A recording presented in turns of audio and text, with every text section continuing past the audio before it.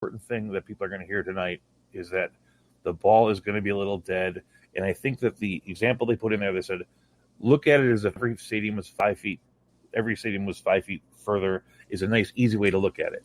It should reduce home runs by 20% across the board. But do we know how that's going to play in environments such as the Bay Area, where there's the marine layer at night that really slows a lot of balls down? People don't understand that. Same thing with Colorado. Is going to play differently in the humid air. Do they know these things? Like, I just don't know if they tested it enough to really implement it for the season. What they're saying. Yeah, don't get me wrong. When the wind's blowing out at Wrigley Field, the balls are still going to get blown out in the stands, right?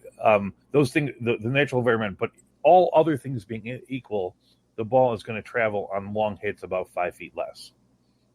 But you could be in a spot. The other thing that's interesting is that did you know that there are 5 teams that are already using a humidor, and the Major League Baseball has said there are 5 more teams are going to be using a humidor this year. I know they're using it in Arizona. I know they're using it in Colorado. I don't know where else they're using it. Well, right now they switched last year and they added San Diego uses. Sorry, not San Diego. Seattle uses a humidor, which makes no sense. Well, I mean, it's dry in the Pacific Northwest. I live in Oregon. It's really freaking dry up here. You'd be really surprised. Well, but it's also, don't they play in a dome? Yeah, it doesn't matter. It's still, in the summertime, it gets really arid and dry out here. And then the Red Sox are another one.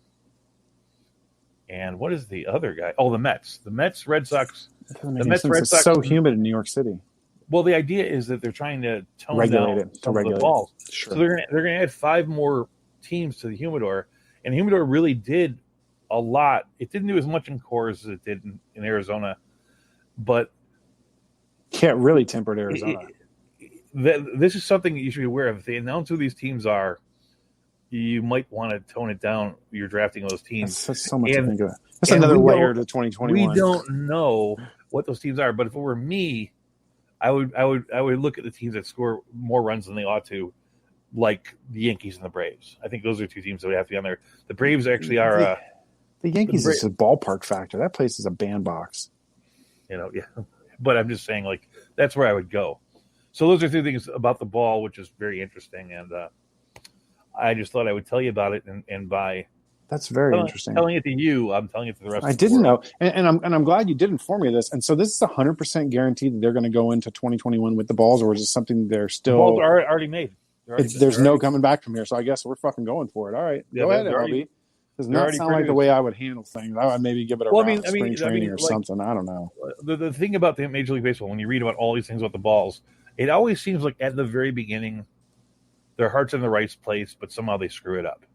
The idea of narrowing the variability between the balls seems like the kind of thing that you and I would vote for if we're on the board, right? Yes. Yeah, let's have less variability. But what does it actually do? But here's my issue with that, though, is like you're saying, less variability. But now we have a factor of, I don't know if you remember a few years ago where a bunch of pitchers were complaining about the stitch height on the ball and how it was giving them tons of blisters and things like that. And so is it going to be a factor long term when we give these guys the ball for 3 months and expect them to try and get grips on it? And are we going to run into mad blister issues? Like, is it going to be exactly the same? Like, there's just so many factors. The ball on average is like a millimeter and a third smaller, and it's going to weigh like an ounce less. Interesting.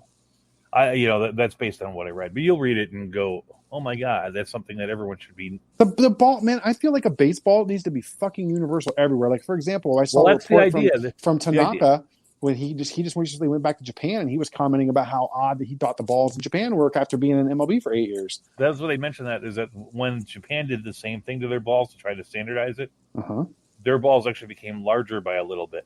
Interesting. I don't know why. Interesting. But it's one of those things. But anyway, that's the big story today on my end.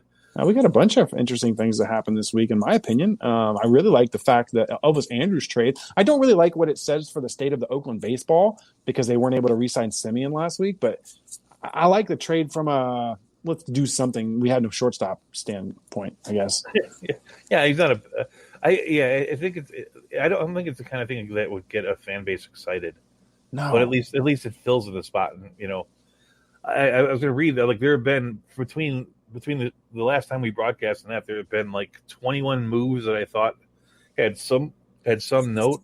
There's been a lot of action in MLB, which I've been liking. The hot stove's been hot. I mean, we needed it. It's good that.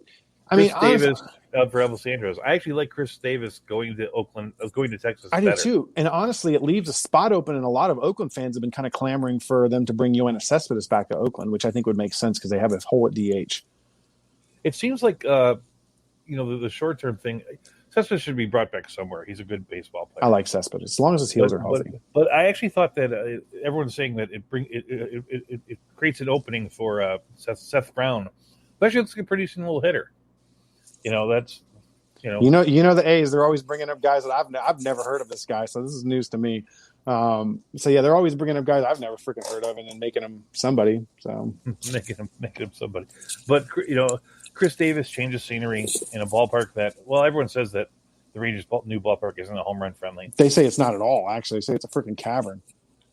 Sorry, I'm going to go through this in no particular order. It's sort of in reverse order. And you just tell me when to stop. But there's 24 things I want to say, and some of them will be interesting, some of them won't. Well, number 24, Dustin Pedroia retired. Do you think he's a Hall of Famer? Because there was a debate that went up his second. And honestly, if you look at his numbers and you look at his career WAR and you look at the home run accomplishments and the MVP he won, I think he's got a really strong case. I mean, I think there's a lot of players that have strong case for Hall of Fame. The Hall of Fame is just screwed royal. Sure. It's like if I look at him from one thing and said, I think that based on watching him play and winning some World Series and having him on my fantasy teams, there's no reason why he shouldn't have at least serious consideration. Yes. And then I look at Jeff Kent not being the Hall of Fame and go, kills me. He's not better than Jeff Kent. Fucking kills me.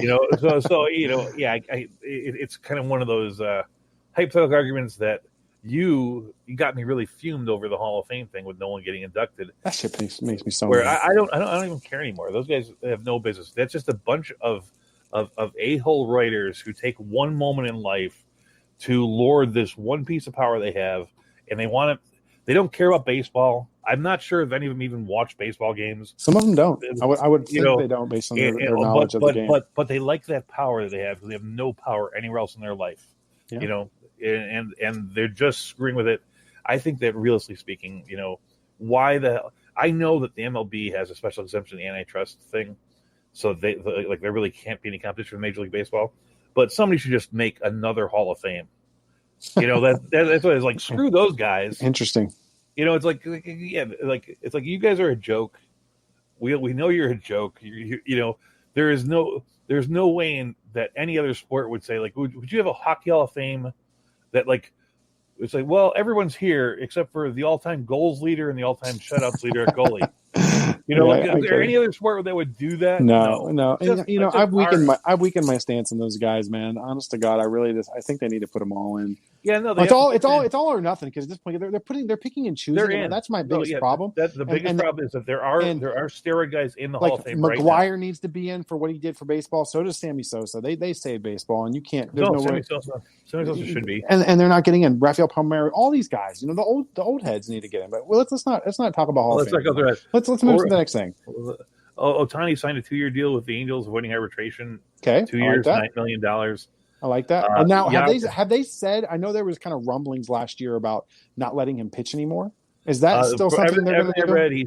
Everything I read, both sides are still on the plate, and it's Madden now in charge. And if you remember back to when Ohtani was trying to sign in the Major League Baseball, he said he wanted to play on the West Coast. That was unequivocal. He wanted to play on the West Coast. So when he announced his last 4 teams, the Chicago Cubs were in that mix because they're not on the West Coast. It was just because of Joe Madden. It's just because of Joe Madden and what he pitched to him as far as how his use is, he was excited about. Okay. So I think that Ohtani is somebody he's somebody that is questionable for me as far as drafting in a game, but he's definitely somebody to watch. Here's my issue. If Ohtani could ever just stay healthy and really be that all player where he gets 3 days starting a week and he gets 1 start as a pitcher going down the say he makes 25 starts and can get 250, 300 at bats and produce the kind of power we've seen from him. I've argued this since the start that he could be the most valuable player in fantasy baseball. Well, if you really think about if the Cubs had signed him, he probably would. What they were probably throwing at him was an idea where he was sort of like a relief pitcher because they don't have a DH in the National League. They didn't at that time. Sure. And that sort of thing, can you pitch 1 inning without taking 2 days off? And so it's like you're going to bat for us 150 games a year if you stay healthy, and then you're going to relief pitch for us, whatever, once a week for an inning or two, maybe twice a week for an inning, and that kind of thing. Like that kind of dynamic could change the world in certain games where, you're in the 8th inning and the pitcher's coming up, right, and you're going to pitch in with him, and all you got on the bench is your third string catcher. It's like, you just shift Ohtani into that role and let him pitch it out and hit it. You know what I mean? No. So he could be so valuable. I just don't feel like he's been underutilized to this point in the game. And I would really like nothing more than to see him have a monster season this year. All right, I think we're going to get through a few without anyone saying anything, just because they're old names of importance. Like Francisco Liriano signed a minor league contract with the Blue Jays. Matt Moore signed with the Phillies. Garrett Richards signed with the Red Sox. Okay. Cardinals Is traded. Matt Moore still in baseball? The last time he pitched, his ERA was north of 8. He went to either Japan or Korea, and I don't know which well. And he pitched reasonably well there. Not great. Okay. Solid. We'll see. It could be I'm not excited about that. Just that he was once a name that is really important. Sure. Matt Moore was arguably the second best left-handed pitcher in baseball behind John Lester, and during his peak in Tampa. Well, his peak was like a year and a half. But still, he was really good. I always bring him up because, to me, he's the Walker Buehler cautionary tale. Walker Buehler had a good half season and a little bit, but Matt Moore's half season a little bit was better, and then it just disappeared. Yeah, it did. You know what I mean? He became hittable, and I don't understand what happened. Yeah, it's like don't get me wrong. I'm not saying Buehler's going to fall off the cliff. Sure, but there's no guarantee that guy's going to be a great pitcher for 8 years. He's consistently been like the second or third pitcher off the board in any drafts that I've done this year. I know. I'm just saying there's a little bit of a. Really, Buehler's that high? I figured he's the seventh. He's the seventh pitcher off the board. Yeah, seventh. Because 1-2 is got to be. I've seen him go above Darvish and above Bauer in drafts. I've seen him go right after Bieber. Well, we're kind of all over the place, but to me, you have those two guys. To me, Buehler and Flaherty, and I'm not really sure which one I like better. And I think it's one of those situations where I let somebody else draft the other one and take the guy later, whoever winds up falling to me. Sure. Dexter Fowler got traded to the Angels from the Cardinals for a player to be named later. I like that. Your Giants signed Tommy La Stella. I love that move. Yeah, I like La Stella a lot.